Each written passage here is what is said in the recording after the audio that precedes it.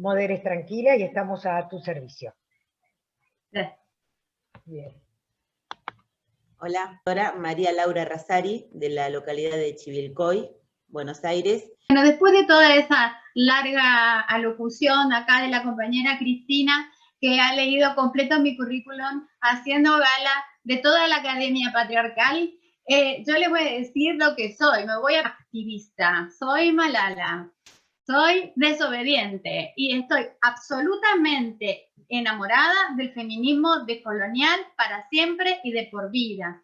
Y estoy atravesada como todas ustedes, todos ustedes, todas las personas por las que estamos poniendo nuestras voces acá, por inmensos dolores de la vida, pero convirtiendo el dolor en combustible para esta revolución, porque la revolución será feminista o no será. Y moderar este evento no es una acción neutral, precisamente de poner en los libros las grandes mentiras de la modernidad. Entonces, me parece fundamental, como profesora, activista, que nunca he sido neutral, ni siquiera en las aulas, no solamente en la militancia de maltrato cero. Yo no soy neutral en ninguna parte porque no se me canta y porque nadie me puede obligar a no ser neutral. Digo que aquí estamos en esta maravillosa jornada decididas a entramarnos en desinstitucionalizar la impotencia. Tenemos 12.000 años de peso de la institucionalización de la impotencia. ¿Y por qué el poder quiere que nosotras nos sintamos vencidas, dolidas, rotas e impotentes? Porque así se estructura la colonialidad del poder de la que hablaba Daniel Alejano, que dice que lo aprendió de mí, pero yo lo aprendí de otra gente, ¿eh? Yo lo aprendí de Sousa, de Rita Segato, de Aníbal Quijano, de Miñolo. Bueno, he aprendido de mucha otra gente. Y también aprendo mucho de mis colegas, como Rosana Albicini, de Colón, y tantas otras compañeras que me enseñan todos los días. Y de hecho, toda la primera parte de la jornada de hoy, yo acá estuve aprendiendo, antes de estar moderando. Y estuve tomando nota para después contarles qué es lo que aprendí o descubrí. Aquí estamos nosotros develando, sacando un telón de fondo de creencias, de un sentido común que, como bien decía Liliana Kendall, es muy peligroso querer apelar al sentido común, porque en el sentido común están arraigadas todas las creencias de la colonialidad. ¿Y cómo lo ha logrado la colonialidad? Es importante poner en palabras esto, porque ahora van a venir enormes profesionales a dar cuenta de sus trayectorias, de sus saberes, y del poder que nos van a transmitir, ¿sí? Porque van a venir a compartirnos lo más grande que tienen, que es el poder, ¿sí? Para resistir el poder de la colonialidad. Es importante decir que el poder de la colonialidad se sustenta, yo digo que sobre dos grandes pilares. Por un lado, la perversidad, que como bien decía Stola, y como bien ha explicado el Lescano, y como han convenido los fiscales Sacco y Casay, la perversidad es uno de los grandes dispositivos con los que trabaja la colonialidad del poder. Pero el otro gran dispositivo que logra la colonialidad del poder consolidar para estar cómoda y para poder seguir amenazándonos y para poder seguir teniéndonos acá acorraladas, atemorizadas, desmovilizadas, inclusive compitiendo, inclusive desconfiando unas de las otras, ¿sí? Es la impotencia. Tenemos tanta impotencia y tanto miedo a seguir sintiéndonos impotentes, las mujeres, que terminamos muchas veces compitiendo entre nosotras o compitiendo las víctimas en general, ¿sí? O volviéndonos nosotras mismas las víctimas, victimarias de otras personas. ¿Cuáles son o cuál ha sido la gran tecnología política para mí, desde mi punto de vista? Y siempre puedo estar equivocada y discutirlo con quien quiera, porque construyo saberes todos los días. ¿Cuál ha sido la principal tecnología con la que ha contado la colonialidad del poder para sostener la perversidad y la impotencia? El sistema patriarcal. El sistema patriarcal produce perversos, pero no los produce porque enferma a la gente. Produce perversos porque los construye políticamente. ¿Y cómo los construye políticamente? Los discursos de la colonialidad estructuran nuestro psiquismo. Todas las personas que hemos nacido bajo la égida del poder colonial tenemos estructurado nuestro psiquismo de modo tal que podemos convertirnos en personas perversas. Y si no nos convertimos en personas perversas, si nos convertimos en personas impotentes y dóciles ante la perversidad. La perversidad dociliza a aquellas personas que no permiten que se les arrase la subjetividad, como todas las que estamos acá hoy entramadas resistiendo para que no nos violen a nosotras, para que no nos vuelvan a matar y para que no nos sigan rompiendo los hijos, ¿sí? ¿Cómo lo hace? ¿Cómo hace la colonialidad a través del sistema patriarcal? Produce perversos. Y cuando produce perversos, produce gente impotente. Y cuando produce gente impotente, la gente impotente se vuelve temerosa, tiene miedo. La gente impotente guarda silencio. La gente impotente es obediente. La gente impotente es obsecuente. La gente impotente cree en la meritocracia. La gente impotente se vuelve cómplice. La gente impotente se insensibiliza. La gente impotente es la que abandona. La gente impotente es la que estafa, da muerte y tortura. Es la gente impotente. Es el ejército de los impotentes, bajo los cuales nosotros estamos subsumidas. Pero no tanto, porque el ejército de los impotentes ha tenido que sacar una noticia falsa contra Daniela Lescano porque no nos puede detener. Y esta es una gran verdad. Por lo tanto, yo soy una moderadora acá, pero no soy una moderadora neutral. Como no soy una profesora de historia neutral, como no soy una ciudadana neutral, como no soy una activista neutral. Neutral, una mierda. Un neutral, un carajo. Todas las malas palabras que Stola se guardó, yo las voy a decir. Neutral, nada. Se la aguantan, ¿eh? Bueno, y que se la aguanten todos los pedófilos, que de neutrales aquí no tenemos nada, que venimos por la ampliación de derechos humanos, en un mundo a donde me gusta mucho la definición que hace Dora Barranco, este mundo que viene desde varios milenios estructurado sobre la feminización de la pobreza y de todos los colectivos feminizados, está atravesando por esta cuestión de la pandemia del COVID-19 una situación de crisis civilizatoria. Y en este momento se abre para todas nosotras, las militantes, las activistas que tenemos estas claridades, una ventana de oportunidad extraordinaria. Y yo digo, si no fuera por el COVID-19, seguramente para conocer a todas las personas y para asistir a esta jornada, hubiéramos tenido que sacar el dinero que no tenemos de nuestros bolsillos porque las víctimas estamos empobrecidas históricamente. Y cuando nos violentan nos volvemos a empobrecer porque el propio poder judicial colonial nos empobrece para que no podamos defendernos. Entonces, el COVID vino a abrir una ventana de oportunidad. Y como tenemos que permanecer en aislamiento y nuestra comunicación es estrictamente virtual, se produce un estado mágico de democratización y de comunicabilidad entre todas las personas que estamos en este mundo resistiendo a este orden perverso de la colonialidad. Entonces, esta tarde es una tarde maravillosa, porque es una tarde donde podemos hacer historia, donde podemos decir que tal vez este sea uno más de los primeros pasos en la dirección a crear nuevos relatos. Y no son relatos que están en las bibliotecas, no son libros que están guardados en las grandes bibliotecas de las grandes academias, de los grandes relatos y de las personas importantes que van a la feria del libro y se sacan fotos y cobran sumas siderales por los libros pedorros que escriben llenos de cuentos que ellos se creyeron capaz.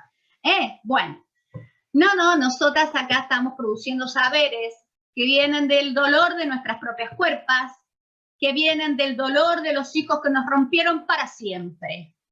De ahí vienen nuestros saberes. Y esos saberes, de esos saberes, nadie va a poder dudar, porque cada vez que nosotras expresamos estos saberes, hacemos eco en el alma de cada persona que nos escucha.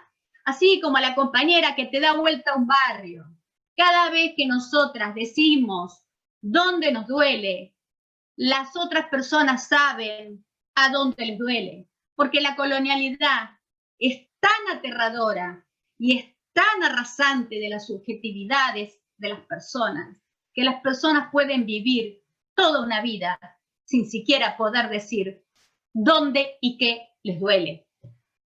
Es así de terrible. No podemos enojarnos con las personas, ni siquiera con aquellos que se consolidan como agentes del Estado, porque son impotentes y son un producto de la colonialidad. No podemos enojarnos. Tenemos que enojarnos con los problemas, porque si no, no los vamos a poder liderar, no los vamos a poder resolver, no los vamos a poder intervenir y no los vamos a poder pensar sobre todas las cosas. Así que hagamos de nuestro dolor el combustible, volvamos esta causa, la razón para sobrevivir a aquello que todavía no nos mató. Y quiero rendir un homenaje a una compañera que ya no está y que a lo mejor muchas de ustedes recuerdan porque hizo una película que se llamó, ella se lo buscó, un documental, que es Ivana Emilce Rosales, que hoy ya no está entre nosotras, que murió como consecuencia de las lesiones que había vivido como víctima de violencia de género, pero que antes de morirse tuvo que vivir muchos años con el suicidio de su propia hija por haber sido víctima de abuso sexual de su propio padre. Entonces, quisiera dedicar esta jornada a Ivana y a su hija que ya no están, porque me parece que es justo y necesario. Y te dejo, Mónica, para que me digas ahora si tenemos a alguien ya para presentar, que voy leyendo lo que corresponda. Sí, María Laura, está la doctora Silvina Rivilli y la licenciada Luisa Villamar.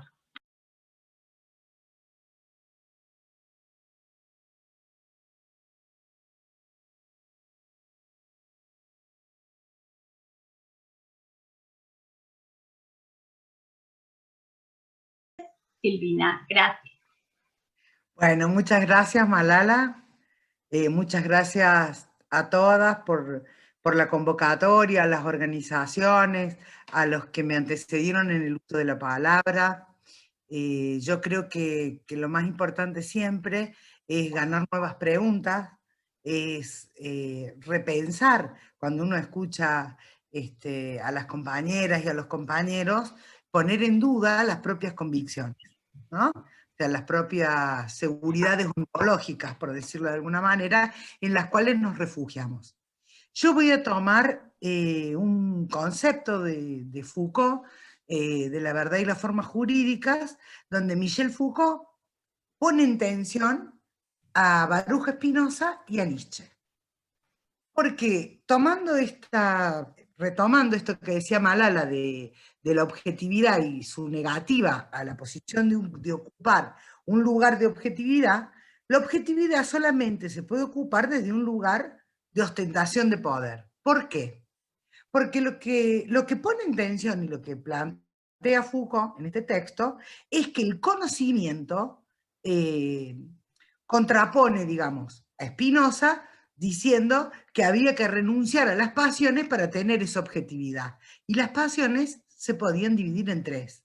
Era la risa, el deplorar o el detestar. Y Nietzsche plantea que no, que solamente se puede abordar el conocimiento teniendo en cuenta estas pasiones. ¿Verdad? Poder reírse, burlarse del objeto, poder deplorarlo desde el menosprecio de la lástima o la desvalorización, o detestarlo y, podríamos decir, destruirlo cuando se pone en juego el odio. Con respecto al conocimiento, a la construcción del conocimiento.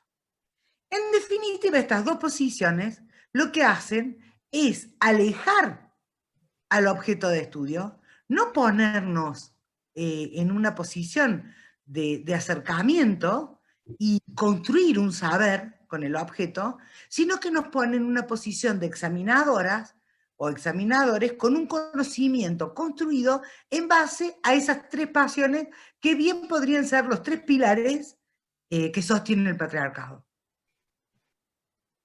Entonces yo, que soy psicoanalista y que me dedico a trabajar con el discurso, pienso en la contradicción profunda del Poder Judicial y del sistema penal, donde tienen textos escritos, que son las leyes, la Constitución, los tratados supraconstitucionales, en los cuales se habla de sujetos de derecho, y en las prácticas judiciales, en las formas jurídicas, se arrasa toda la subjetividad, tomándolos como objeto de estudio.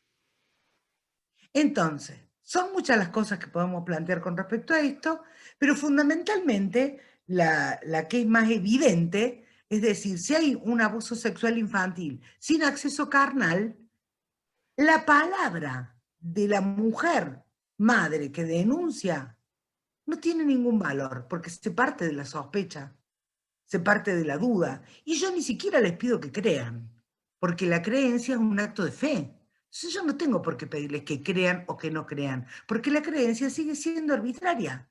Yo creo o no creo en algo, y eso es una certeza casi delirante. Para un lado o para el otro, digamos. Yo lo que exijo es que se sepa trabajar con el discurso, que es la herramienta con la que contamos. Porque los niños, las niñas, las adolescentes hablan. Las víctimas hablan. Las víctimas producen un discurso que nosotros tenemos que estar capacitados para poder evaluar y para poder comprobar por qué el discurso no sería prueba suficiente. Entonces yo vengo a cuestionar la forma jurídica.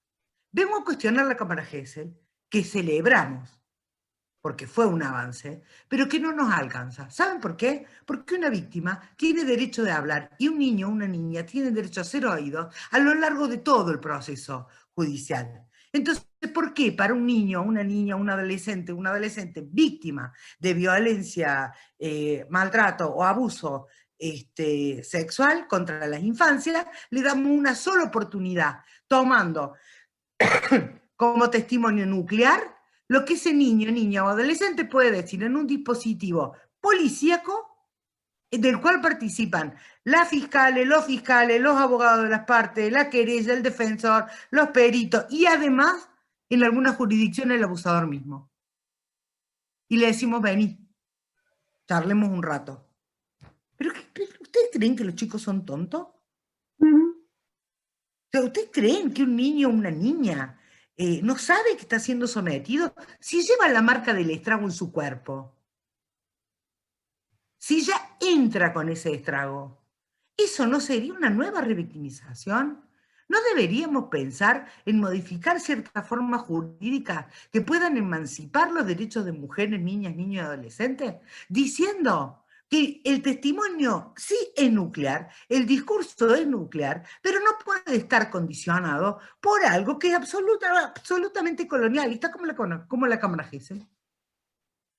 Porque es el colmo del panóptico, están todas las miradas puestas ahí. Fue un avance que hubiera una mediación en el testimonio, digamos, pero no puede ser el único testimonio. Porque hay testimonios indirectos de los terapeutas, de los educadores, de las madres, de la familia, que no son tenidos en cuenta, muchísimo menos de los equipos tratantes, muchísimo menos las de los peritos de control. Entonces, cuando nosotros pensamos que nos sometemos a estas formas, es que nosotras mismas estamos permitiendo la colonización de nuestras subjetividades. Porque la ley dice una cosa, la ley escrita dice una cosa, y las prácticas se transforman en otra. En este distanciamiento que produce el conocimiento como algo totalitario, ¿no? O sea, como algo absoluto, como el conocimiento de su señoría, del señor fiscal, de la señora perito oficial, del señor perito oficial. En ese conocimiento no se admite una discusión. Los que trabajamos como perito de control o perito de parte lo tenemos muy claro. Los que trabajamos como terapeutas lo tenemos muy muy claro. Podemos ir a declarar, hacer certificados, disputar en los informes, en el acto pericial, y sabemos que es un poder tan arbitrario que ahí no se va a jugar. Ahí no vamos nosotros a poder sostener y defender la palabra de la víctima en base a nuestra comprobación como analistas. Porque además nos vienen con la batería de test, con que yo soy médica y no soy psicóloga, con que esto, con que lo otro, con que... Entonces, ¿cómo decir? Las formas.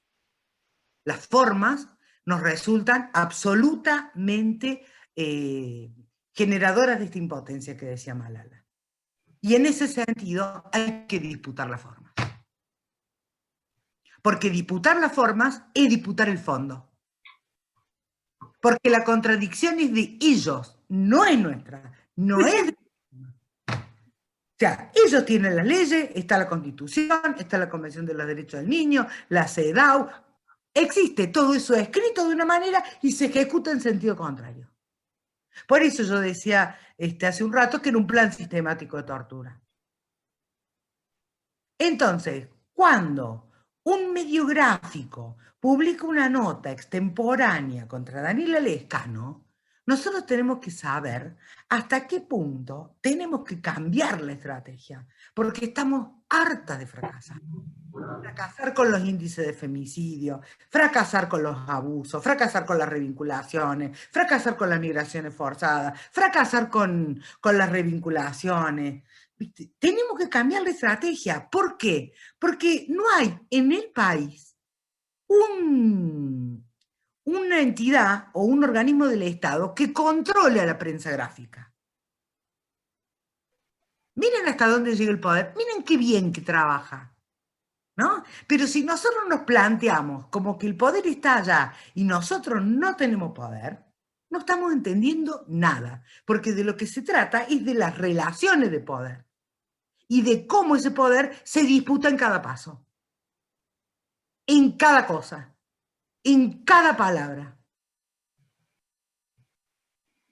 Porque si no, nosotros, si seguimos repitiendo la cuestión de hablar solo entre nosotras, la cuestión de hacer discursos quejosos, de no pasar al acto o a la acción concreta, pública, colectiva, enfrentando al poder, desde una posición de desventaja, pero que nos hace que ese poder pueda ser disputado por cada una, por cada caso, por cada situación, cada día, en cada momento.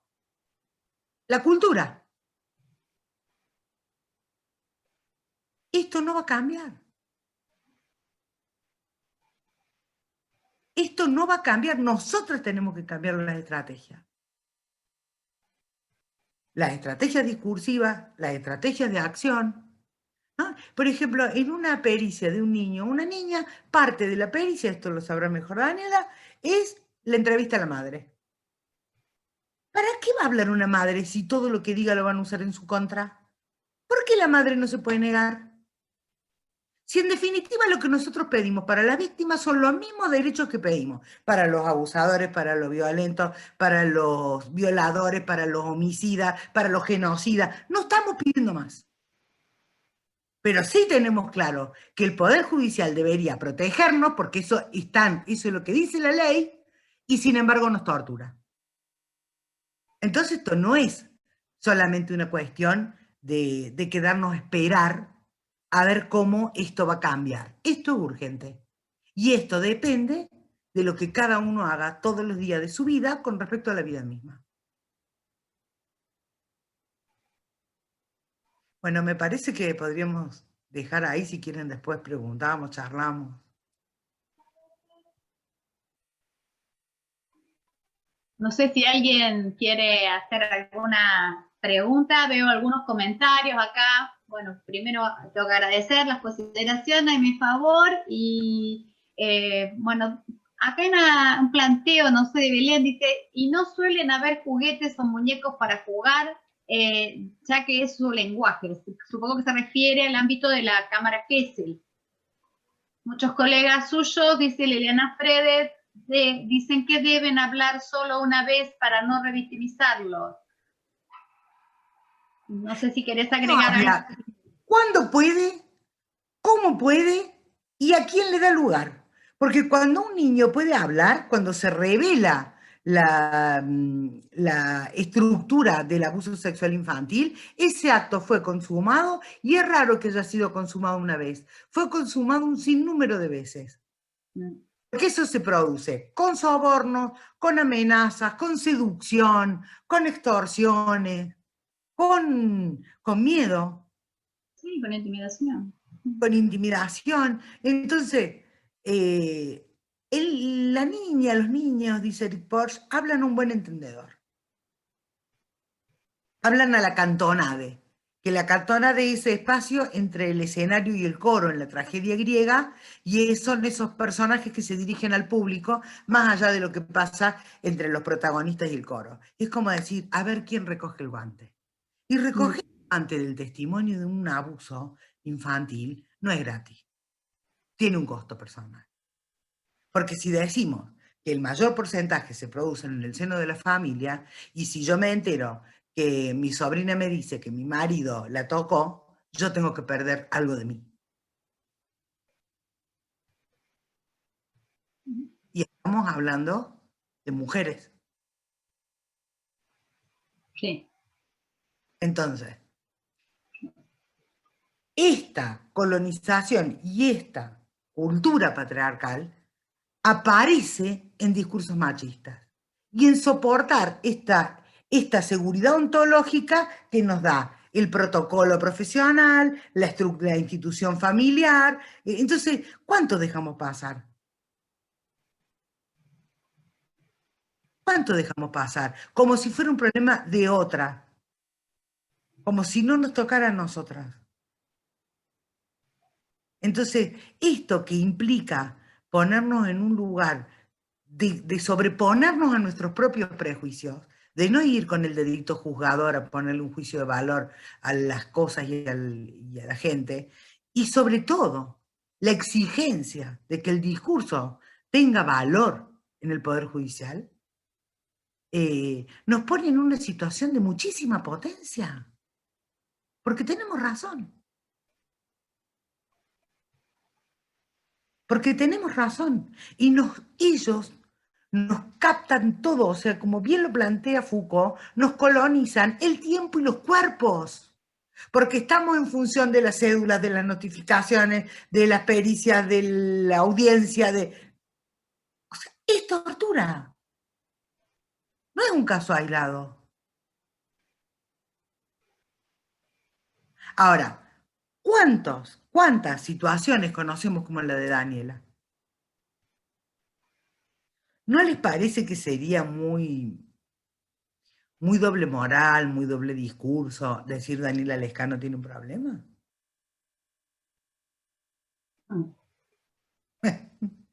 Porque no le pasa solo a Daniela. Pero además, ¿no les parece que deberíamos hacer algo? Que por eso estábamos preocupadas en que hubiera algún registro en alguna radio o en alguna televisión local para que pudiera intervenir la Defensoría del Público. Porque nadie nos va a regalar un derecho. Los derechos los tenemos que disputar, hay que lucharlos y hay que ganarlos. Porque escritos están, bien escrito y bien guardado. El tema es cómo los pasamos a nuestras vidas reales, a nuestras prácticas reales. Es para no revictimizarlos. No sé si querés agregar algo. ¿Cuándo puede? ¿Cómo puede? ¿Y a quién le da lugar? Porque cuando un niño puede hablar, cuando se revela la estructura del abuso sexual infantil, ese acto fue consumado, y es raro que haya sido consumado una vez, fue consumado un sinnúmero de veces. Porque eso se produce con sobornos, con amenazas, con seducción, con extorsiones, con miedo. Sí, con intimidación.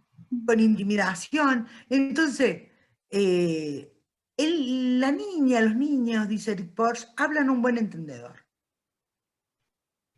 Hablan a la cantonade, que la cartona de ese espacio entre el escenario y el coro en la tragedia griega, y son esos personajes que se dirigen al público, más allá de lo que pasa entre los protagonistas y el coro. Es como decir, a ver quién recoge el guante.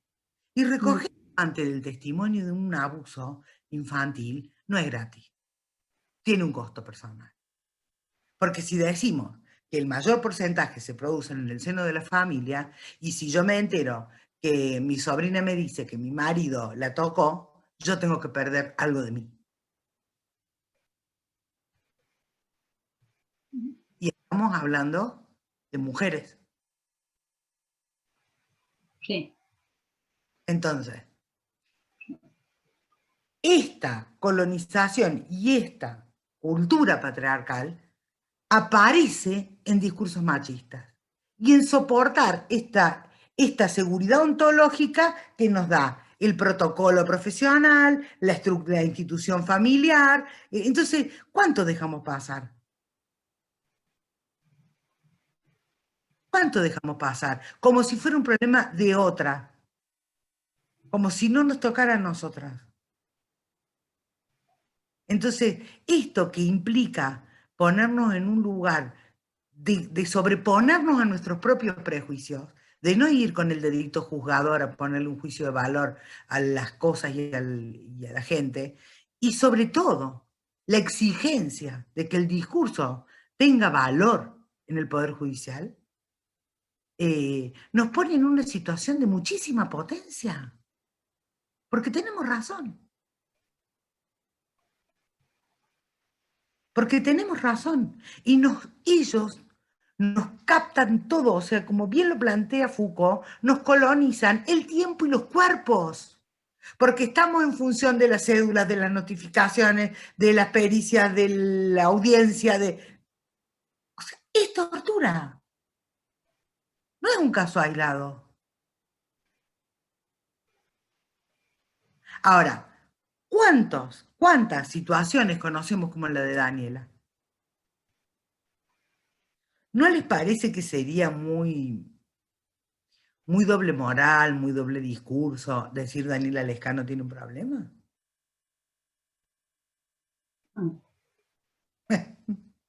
Porque no le pasa solo a Daniela. Pero además, ¿no les parece que deberíamos hacer algo? Que por eso estábamos preocupadas en que hubiera algún registro en alguna radio o en alguna televisión local para que pudiera intervenir la Defensoría del Público. Porque nadie nos va a regalar un derecho. Los derechos los tenemos que disputar, hay que lucharlos y hay que ganarlos. Porque escritos están, bien escrito y bien guardado. El tema es cómo lo pasamos a nuestras vidas reales, a nuestras prácticas reales. Silvina, ¿vos querés que yo te vaya leyendo lo que van pidiendo las compañeras acá? Dale, Malala, sí, yo a disposición. ¿Querés interactuar o querés terminar de disertar? Lo que vos quieras. Para mí ya está, o sea, yo prefiero... Vos ya tiraste una bomba maravillosa con esto de que la cámara es un dispositivo colonial y creo que te vas a tener que desplayar un poco más en eso, por lo menos para mi gusto. Después vamos a ver si las compañeras que están presentes Pero lo mismo. Malala, eso si querés te lo contesto ya. Dale, a ver. La cámara GSL es una habitación que tiene 3 paredes, una puerta y un espejo. En el espejo, del lado del espejo está el niño o la niña, o el adolescente o la adolescente. Atrás del espejo están todos los personajes que les nombré.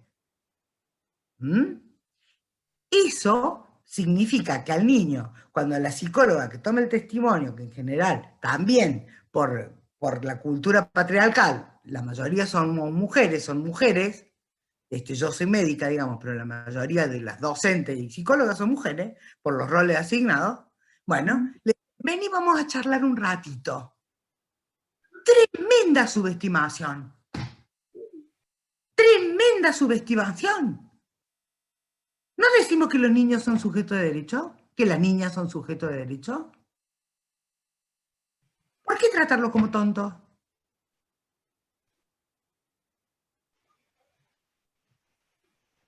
Es policíaco, es absolutamente policíaco.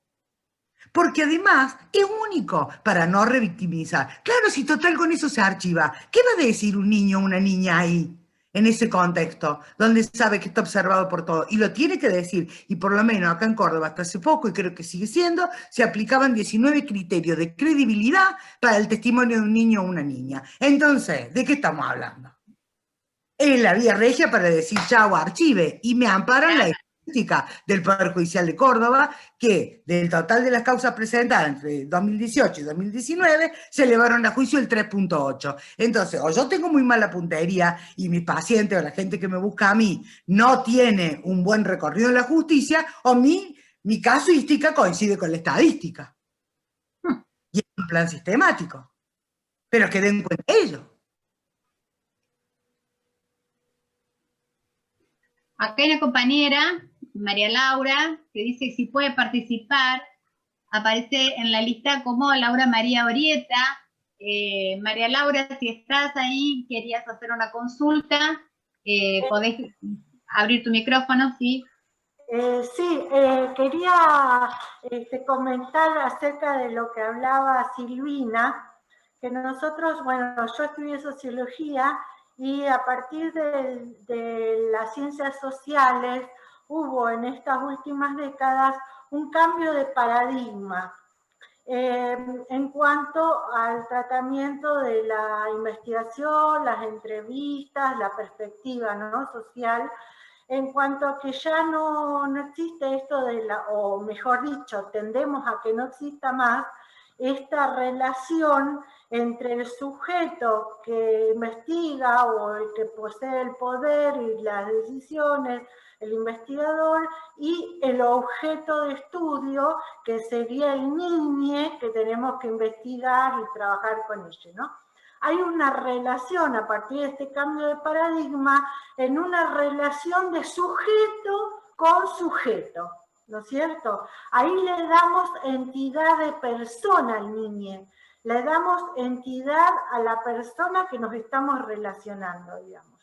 Y además, esta persona no es un objeto, sino que es un sujeto activo, capaz de tomar sus propias decisiones, y que tiene derecho no solo de hablar y que se le crea, sino de participar y presentar su perspectiva y sus conocimientos. Que sus conocimientos sean reconocidos, digamos, ¿no? Que no se imponga, como dice Foucault, esta de la relación entre el poder, saber y verdad, donde la verdad la tiene el profesional, el jurista, el especialista, sino que el poder debe ser distribuido por toda la sociedad y todos tenemos derecho a expresarnos.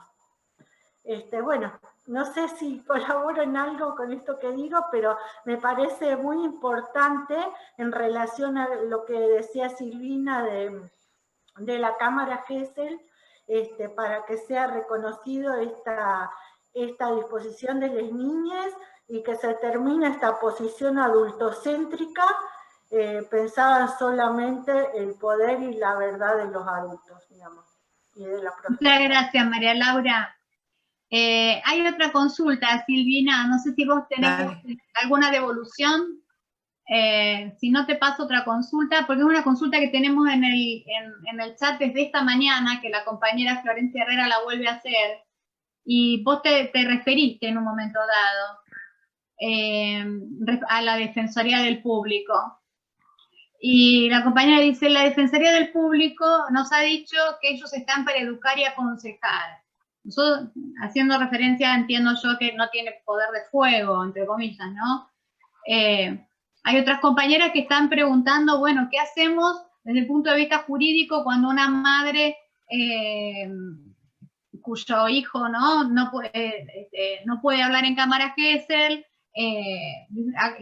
Concretamente dice así, César Omar Pérez: es costumbre en la justicia que si no puede hablar el niño o niña en Cámara Gesell, archivan la causa hasta que hable, por más que se le contó a su madre, a la psicóloga, a la maestra y a varios referentes más, ¿Qué opinas? Yo no sé si vos podés tener respuesta jurídica, Silvina. Sí, pero claro, bueno. pero lo que pasa en los hechos, digamos, en lo que atraviesa mi práctica, es que la división del Poder Judicial también es patriarcal, y es absolutamente patriarcal, porque está dividido el fuero de violencia, que interviene transitoriamente, digamos, que por lo menos da a veces un respiro, para si dictan una medida de restricción, por 3 o 6 meses, el fuero de familia, que sigue teniendo la idea pacata de la familia tradicional, madre, padre, hijo, y que brega por la unión de la familia, como si las peores cosas no pasaran en la familia, porque estamos hablando de eso, de que la institución familiar tiene que ser puesta en cuestión, porque si no, no va a haber ninguna posibilidad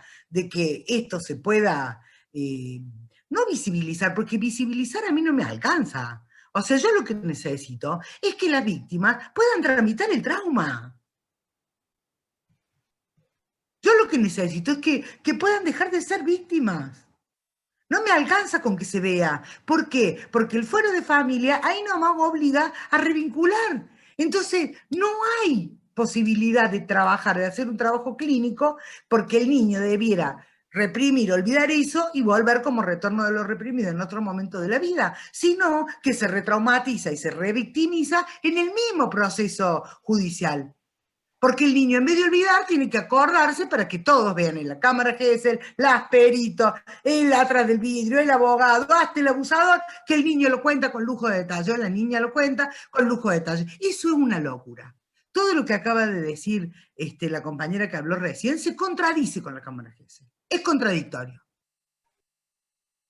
No soy yo quien para proponer forma jurídica, pero me doy cuenta que esto así no funciona. Que esto es funcional al archivo de las causas. Sí, inclusive este proceso que pasamos todas las víctimas, en realidad parecería ser que entramos o bien por el abuso a nuestros hijos, o como víctima de violencia de género, ingresamos al Poder Judicial y nos agarra la máquina de triturar, porque para empezar, la violencia no opera en un solo fuero, opera concomitantemente en el fuero de familia, en el civil, en el penal, y terminamos hasta descuartizadas ahí, ¿no? Ni les digo si caemos en una interna entre dos funcionarios. Chau. Bueno, sí, está bien. O sea, digamos la verdad, hasta donde se puede. Porque es tan horrorosa la verdad que no puede ser dicha toda, ¿no? Pero tratemos de romper la doble moral y el doble discurso y pongamos blanco sobre negro las cosas como son. Si no, esto no cambia. Piensa en todo lo que estamos haciendo. ¿Y cuántas mujeres siguen matando? ¿Cuántos femicidios seguimos teniendo? ¿No les parece que amerita realmente un cambio de estrategia? ¿Cuántos niños y niñas abusados? Dani. Gracias. No, me desesperaba porque digo, a ver, yo concuerdo todo con lo que dice Silvina, pero creo que justamente no tenemos que engancharnos con esto que nos quieren vender. La cámara Gesell, bien utilizada, ¿sí? Es un elemento que está para cuidar al niño, niña y a la víctima. Sí, lo que pasa es que no permiten que la utilicemos bien. Y para eso estamos nosotras, las peritos, psiquiatras, psicólogas, para decir, es nula. Listo. Lo que pasa es que no hay gente que diga que es nula. Es así. Pero cuando vos decís que es nula, no te dan la nulidad, porque lo único que vale es lo que dice el Poder Judicial, porque si no, nos iría mejor, Dani. No, claro, pero bueno, uno paga el precio por lucharla, ¿no es cierto? Obvio, pero por supuesto. Pero lo dice, se logra, en mi caso he desarchivado causas, en otro caso que tenemos ahora, una nena de 2 añitos no va a hablar en el interior de Santiago del Estero porque ya se vieron los videos, ¿no es cierto?, de cómo cuenta terriblemente, y después yo con verla, una entrevista por videollamada, pretendían que en 1 o 2 entrevistas yo pudiera ver si la nena, como empoderarla para que ella... Digo, es una locura, es torturarla, porque ¿cómo me va a contar a mí eso? Entonces yo dije no, ¿sí? la abogada es Moira, bueno, en Santiago del Estero, y por suerte del universo, la fiscal se está formando con nosotras, ¿sí? Que fue así. Entonces, perdón, no la fiscal, la psicóloga del Ministerio Público Fiscal, la perita. Entonces, ¿qué? Yo confío directamente, digo, vas a ver qué hacer, vas a ver qué hacer. Además, el defensor, Luis Santucho, dijo, en otros casos también, ya tenemos precedente en Tandil, donde niños de 2 años, 3 años, que le cuentan a la mamá, que le cuentan a la abuela, que le cuentan a la tía, y las mamás en la desesperación filman un videíto. Eso sirve, que no les digan que no sirve porque sirve. ¿Sí? Y les dicen que no sirve, pero sirve. Capturas de pantalla, todo. O con escribano o sin escribano, y si no, se pone a disposición el defensor, que Luis Santucho, hay 5 en el país, y él muchas veces resuelve situaciones, por ejemplo, no sé, de Bahía Blanca, de otros lugares, porque no tienen, nosotros en Provincia de Buenos Aires no tenemos. Y él sí tiene la entidad para decir, sí sirve de prueba. Entonces, gracias a que sirven los videos de esa nena, más lo que pueda en la... creo que en Santiago toman primero la cámara Gesell y después la batería de 2 o 3 encuentros. Entonces, en esos 2 o 3 encuentros, tal vez con la empatía que seguramente va a tener esta psicóloga, la colega, va a poder, tal vez la nena, con dibujos, con juguetes, implementando, porque ella va a implementar otras técnicas, además de todo lo que dice corporalmente, ¿sí? Hacer un informe. Porque no hay nadie que no hable. Es mentira que no hablan. Hablan siempre, así no hablen. Exacto. ¿Sí? Porque hay que leerle la pose, el cuerpo, no sé, el ritmo de la voz, poner en qué momento baja la voz, en qué momento baja la mirada. Si queremos, vemos. El tema es ese. Si queremos, vemos. Y teniendo una herramienta como la cámara Gesell y pudiendo pedir, ¿sí? Todo el dispositivo, yo lo he pedido, así la he pagado. Bueno, Enrique sabe también, no teníamos escribanía hasta 16 escribanías, nadie venía, porque nosotros decíamos que esto conste en acre.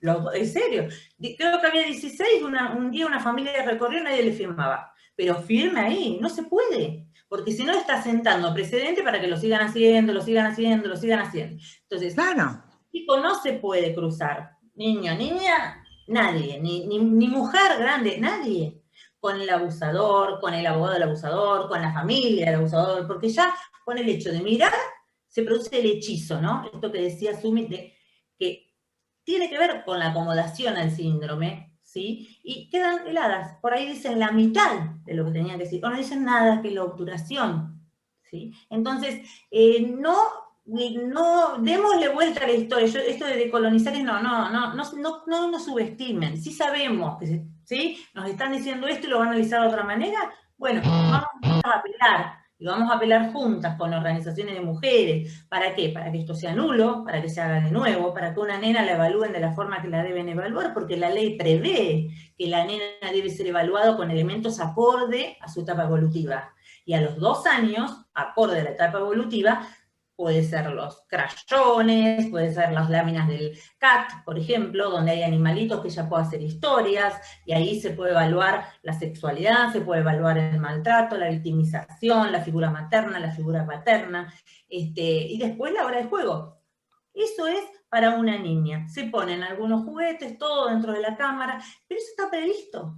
Sucede que las víctimas, las madres desconocen, y también están como victimizadas, porque lo estamos viendo, las propias colegas del Poder Judicial que quieren hacer esto. Son mal vistas, las callan, las corren del lugar, ¿sí? Las van cambiando. Entonces, bueno, esto, digo, tenemos una excelente ley, me parece, pero debemos decir, así se...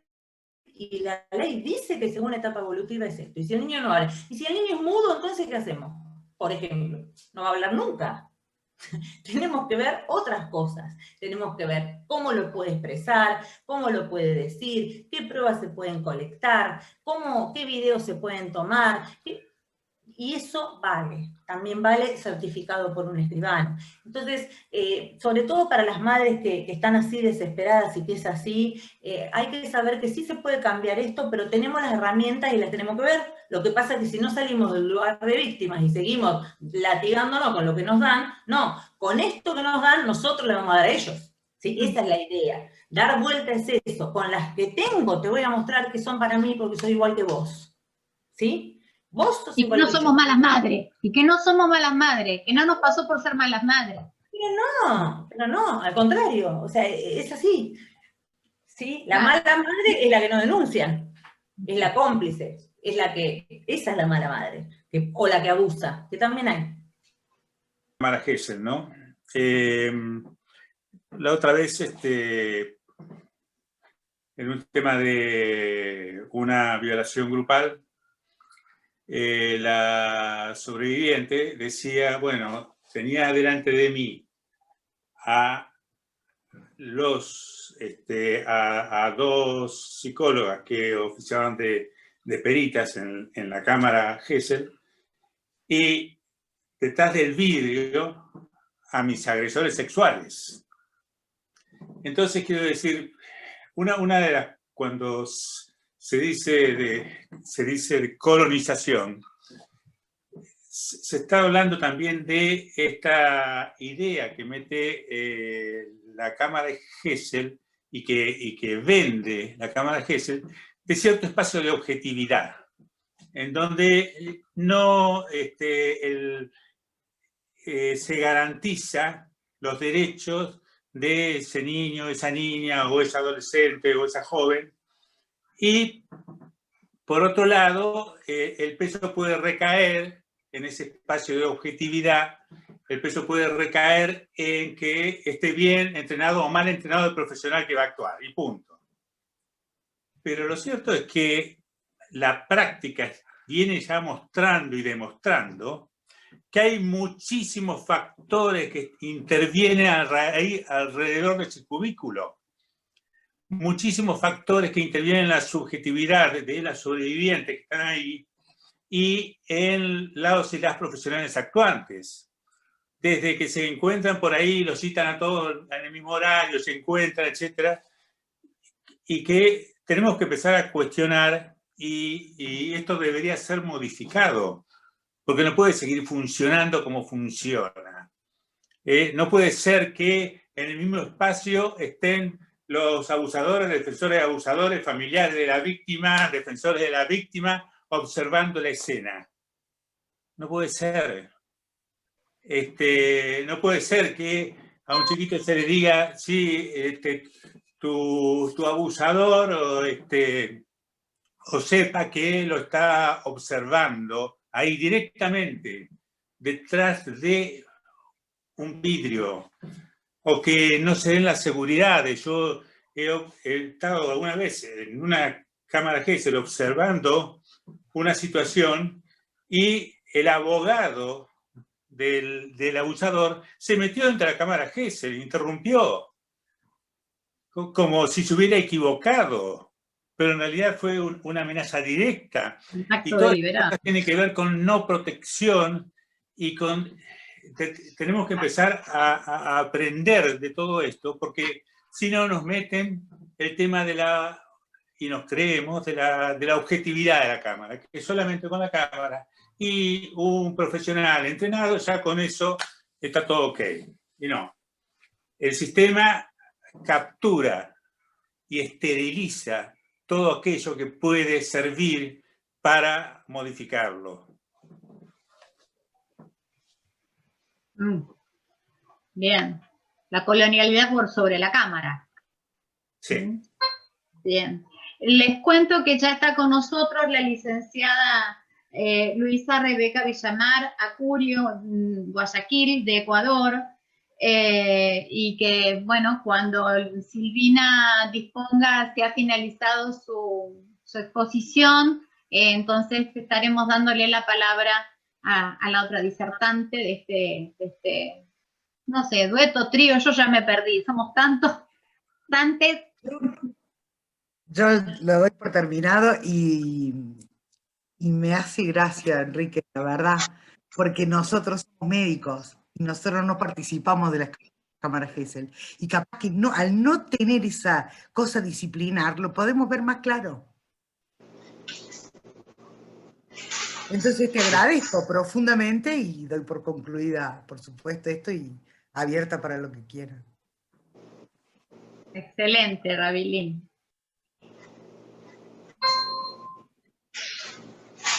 Bueno, está por ahí Luisa Rebeca Villamar. Hola, ¿qué tal? Bueno, ¿te Hola, puedo presentar? ¿Puedo Sí, leer brevemente tu biografía? Bueno, correcto. les cuento. La compañera Luisa Rebeca Villamar, Acurio, Guayaquil, de Ecuador. Psicóloga clínica, máster en drogadependencia, diplomada en perfilación criminal, cursando máster de gerencia educativa en la UES. Desde hace 6 años se desempeña en el Consejo de la Judicatura, Unidad Judicial de Violencia hacia la Mujer y la Familia, como perito forense en Guayaquil, Ecuador. Ha participado en congresos y eventos científicos en temáticas como abordaje a las víctimas de violencia intrafamiliar, daños, secuelas, lesiones, experta en talleres de violencia de género, abuso sexual, cámara Gesell. Actualmente es miembro de la Comisión Académica de la Federación Ecuatoriana de Psicólogos Clínicos y en Regénesis. Y en este espacio, justamente, donde se ha puesto en debate la cámara Gesell, ella viene a hablar de la justicia restaurativa en caso de abuso sexual en casos de niños, niñas y adolescentes. Toda suya la palabra, compañera, a partir de ahora. Gracias por la bienvenida. Para mí es un gran, pero gran honor estar con ustedes. Justamente esta semana estaba terminando de dar un módulo en un diplomado de psicología forense. Hola. Y estábamos topando sobre los temas. ¿Qué tal? ¿Cómo estás, Alejo? Estábamos topando los temas de la violencia de género a nivel de Latinoamérica, ¿no? Y bueno, con esto de la pandemia estamos viendo que los repuntes son demasiado, pero demasiado altos. Aquí en mi país vemos prácticamente a diario los casos de femicidio y nos sensibiliza mucho. Entonces, estar escuchando el compartir de ustedes es el mismo sentir mío y de lo que nos está afectando a nivel de toda Latinoamérica, ¿no? Quisiera que me habiliten la parte de compartir pantalla con el otro usuario que ingresé, porque estoy utilizando también la computadora. El tema mío lleva como título la justicia restaurativa en los casos de abuso sexual. Cuando hablamos de justicia restaurativa, hablamos de justamente de buscar humanizar. Cuando hablé de este conversatorio con Daniela, que a Daniela la conocí hace muchísimos años atrás, en La Plata, en un congreso asimismo de psicología criminal, este tema me llamó mucho la atención porque tratamos un poco de humanizar, ¿no? El sistema judicial, de que no solamente se busque sancionar, sino restituir la vida de la víctima, ¿no? En el momento de que, desde el momento que inicia, durante y a posterior, ¿no? Es algo que no se logra con facilidad porque hay muchas barreras, limitaciones. Ya hoy día hemos hablado bastante sobre las limitaciones que encontramos, ¿no? Al momento de aplicar la sensibilidad humana en estos casos, ¿no? El apoyo a las víctimas en todo momento dentro del sistema judicial debe tenerse en cuenta que el apoyo debe ser con una mirada de enfoque de género, pero basado también en el hecho de que estos espacios deben ser destinados para que ellas puedan expresarse y no solamente para que pueda ser destinado para sancionar. Cuando se habla de justicia restaurativa busca justamente eso, de que la víctima que ha venido silenciada durante la dinámica de opresión por el agresor tenga la oportunidad de hablar de una manera tan libre, ¿no? sin los miedos o prejuicios que de por sí ya viene arrastrando por la propia dinámica de su agresor. Entonces, la justicia restaurativa también busca que las víctimas se puedan sensibilizar, pero mediante el acompañamiento que le pueda brindar el sistema de justicia y también la propia sociedad, ¿no? Que es algo que todavía encontramos ciertas barreras, ¿ya? Estuvimos en un taller también, bueno, acá en la unidad que yo trabajamos de manera directa, estructural, los propios jueces, los propios fiscales, y yo sí creo que para poder complementar esto, los psicólogos debemos ir más allá. Yo soy un poco muy directa, frontal y meticulosa. Me gusta apropiarme de los procesos, pero también hablar con los fiscales, porque ellos sí, la mayoría no se han capacitado. La mayoría no tienen ni enfoque de género. La mayoría ni entienden a ciencia cierta lo que es un informe pericial, ¿ya? Yo me tomo el tiempo incluso de ir a sus despachos, oficinas, conversar con ellos, que miran, que entienden. En mi país lo que pasa también es que no comprenden ni siquiera los criterios clínicos, qué significa que una víctima esté en estado de shock o de angustia, ¿no? Y me toca como un poco traducirles al contexto de ellos lo que está experimentando la víctima, ¿no? Y cuáles son los riesgos y las vulnerabilidades de cada caso, porque cada caso tiene una dinámica. Entonces, yo trato en lo posible extender un poco mi accionar, ¿no? Para poder mostrarles los elementos de trabajo que se ha alcanzado dentro de una pericia. E incluso algo que nosotros hemos instaurado en lo que es el uso de la cámara de GESE, es que justamente, aunque son espacios que, como les decía, son destinados para escuchar a la víctima y que deben ser destinados para que ella pueda expresarse, ¿no? Nos ha tocado que se pueda crear ciertos protocolos o preámbulos y respetados, ¿no? Por ejemplo, que el perito pueda tener acceso al expediente antes de hacer la intervención, algo que al inicio no se hacía, porque al perito le bloqueaban y le decían, no, usted ingrese y adentro le hacemos las preguntas y usted solamente hace las preguntas. Entonces, pero eso se logra con la unión del equipo, ¿no?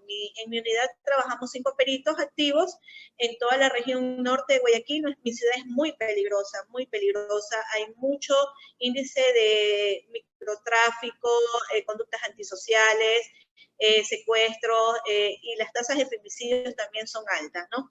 Entonces, buscamos justamente que los actores de los procesos de intervención puedan establecer acuerdos con el cuerpo de psicólogos, ¿no? Y que estos momentos no sean tan perturbadores para las víctimas. De por sí, el trabajar en un sistema donde hay múltiples procesos ya nos agota.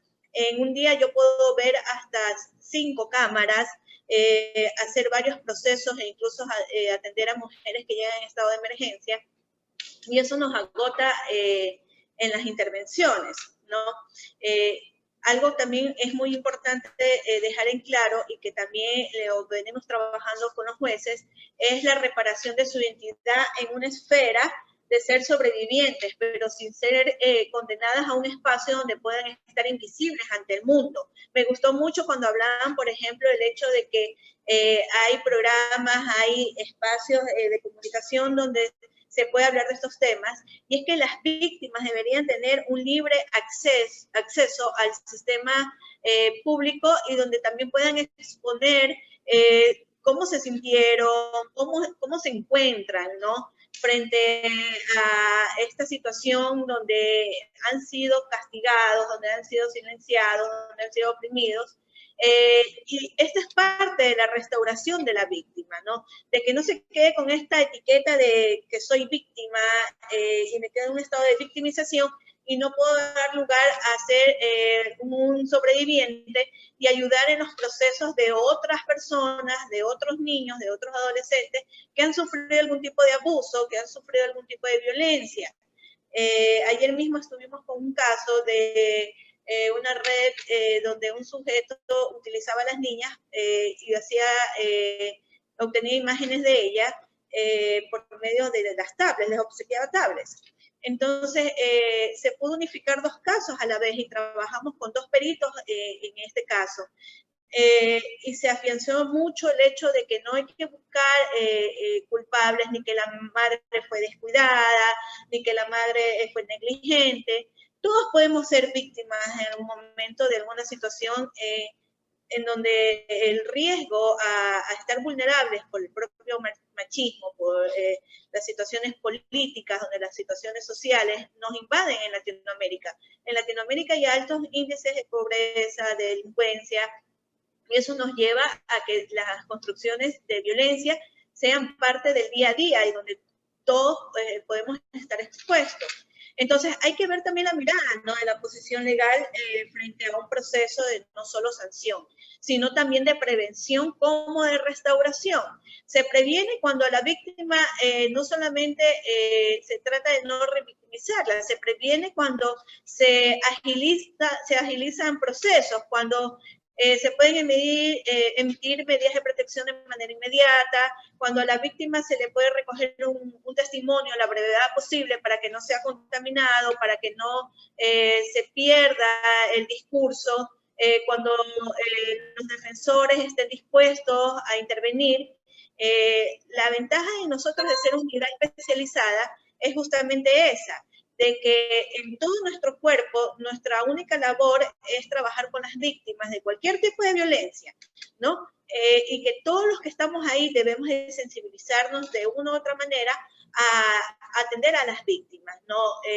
El proceso de investigación que nosotros realizamos es tan meticuloso que es el fiscal el que tiene que encargarse y garantizar de recoger las pruebas o evidencias para poder sancionar. Pero eso no significa que a la víctima se le deje un estado de indefensión, ¿no? Yo me asombro por la presión que estamos recibiendo en nuestro país de ciertos organismos internacionales, porque es lo que ha obligado a que los jueces y fiscales puedan estar con esta agilidad de recoger testimonios, ¿no? Y somos los peritos los que tratamos de poner ciertos límites para no revictimizar, ¿no? Entonces, no solamente que se cuente la víctima, el niño, la niña o el adolescente que ha sufrido un abuso sexual con un defensor, es necesario también que las instituciones, las ONG, las fundaciones que están afuera puedan también ser partícipes con un contingente de psicólogos. Es algo que la mirada de justicia restaurativa busca, que los niños dentro de los procesos judiciales tengan este apoyo profesional en todas las instancias de los procesos a que ellos van a afrontar, ¿no? Desde el reconocimiento médico, desde el momento en que va a ser levantado su testimonio en una denuncia, desde el momento en que va a ser partícipe desde la Cámara de Jueces, antes de que ingrese con el perito, que el niño esté acompañado de un profesional en salud mental. Es la única forma de prevenir que los niños se sigan exponiendo y que se sigan vulnerando sus derechos como tal dentro del sistema de justicia. Si esto se diera, podríamos evitar mucho la revictimización y también el impacto que se afronta dentro de los espacios de legalidad, ¿no? Por la respectiva participación. Entonces, la sanción no debe darse solamente dentro del contexto de reparación, sino de acompañamiento. De por sí, la sanción se lo ve como una forma de castigo, ¿no?, al agresor, pero también se vuelve en un maltrato hacia la víctima de manera institucional, cuando la víctima tiene que afrontar todos estos procesos que son, bueno, forman parte para poder recoger las evidencias, pero que si el sistema no está sensibilizado y no recibe un apoyo más humano, las víctimas van a sentir que el propio sistema las maltrata, más aún cuando escucha que el fiscal no le cree o escucha que el juez le hace preguntas de algo que le es sumamente doloroso. Ahí nosotros hablamos de la verdadera reparación integral. Si existiera una reparación integral, la postura de indefensión de la víctima ya no quedaría tan traumatizada en su parte psíquica, en su parte emocional, frente a la realidad del mundo. De ahí que nace la necesidad de establecer procesos restaurativos, ¿no? El establecer procesos restaurativos en una jurisdicción es imperativo de cada fiscal, ¿no? De cada juez. Pero si es necesario establecer, y me gustó mucho cuando hablaban de los protocolos, sí, nos toca crear protocolos de acción, nos toca nuevamente proponer nuevas leyes donde se pueda hablar de la necesidad de acompañamiento a las víctimas, donde se pueda, de cierta forma, informar a todo el aparato judicial de que los procesos de intervención no deben ser solamente punitivos, castigadores, sino también deben ser preventores, ¿no?, hacia el impacto que se le va a generar a las víctimas y cuáles son las respuestas que se deben de dar y agotar todos los recursos para poder evidenciarse el presunto delito, ¿no? Y voy a concluir con una frase de Abraham Maslow que dice, si tu única herramienta es un martillo, tiendes a tratar cada problema como si fuera un clavo. No solamente se trata de golpear, también tenemos que lograr curar. Gracias. Excelente, compañera. En nombre de la ONG Desafíos y Compromisos de La Pampa, en nombre de las EVAs de Tandil, agradecemos profundamente a cada una de les disertantes, a las moderadoras. Realmente fue un lujo para nosotras, para ambas organizaciones, contar con la palabra, con los saberes, con las prácticas y con las realidades que pudieron expresarse, pudieron articular la teoría con la práctica, y sobre todo por ahí hubo disertaciones que no hubo muchas preguntas, porque fueron extremadamente clarísimos. Silvina, bueno, fue revolucionaria al hablar acerca de la cámara Gesell, y bueno, después Enrique, como siempre, Daniela, el doctor Rosansky, los fiscales, tan solidarios, solidarias, con tanta gratitud, poner para que toda la ciudadanía, tanto de ciudadanos, ciudadanas y ciudadanes, porque si no lo seguimos tratando como objetos. Y creo que, bueno, por los comentarios se han llevado muchos saberes cotidianos, desde cómo entrar a una comisaría, de cuál es la trayectoria dentro de este entramado perverso judicial, de los derechos que les asisten a las niñas, niños y adolescentes, la degradación y el dedo acusador hacia esas madres en las cuales se las escrudinia hasta el último, en un lugar de acusación total. Y a mí me parece que este ida y vuelta me parece mucho más productivo, y bueno, por supuesto, esperamos encontrarnos para las próximas jornadas, que será el próximo año, y como siempre en contacto. Muchas gracias a todas, a todos, a todes. Nos merecemos un aplauso, Moni. Un aplauso, un aplauso.